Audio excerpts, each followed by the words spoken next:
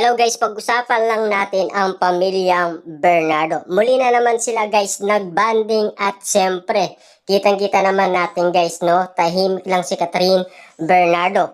At kapansin-pansin kasi guys no, at kitang-kita naman kasi guys na talagang meron bang kapansin-pansin kung bakit nga naman sila nagbanding moment, 'di ba?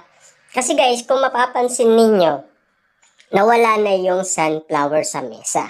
At bakit kaya? 'Di ba? Meron bang kayong idea na merong isang taong nagbigay ng flowers kay Catherine Bernardo? At sino kaya yun? 'Di ba?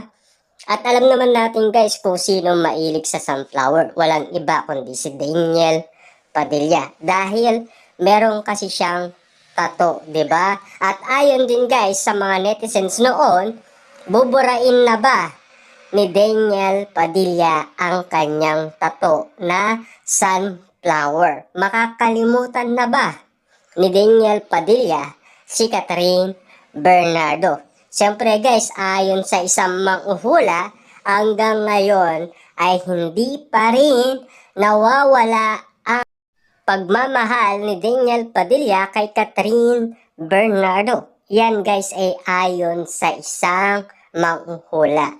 Kasi guys, ang energy daw ni Catherine Bernardo ay para lang kay Daniel Padilla. Ganon din naman daw ang energy ni Daniel Padilla. Dahil hindi pa rin sila nakaka-move on, 'di ba? Nagpe-prepare lang daw sila, 'di ba? Bakit nga naman kaya nasabi ng isang manghuhula ito sa lahat ng mga netizens, 'di ba? Yan kaya ay tamang ula lang or magiging totoo?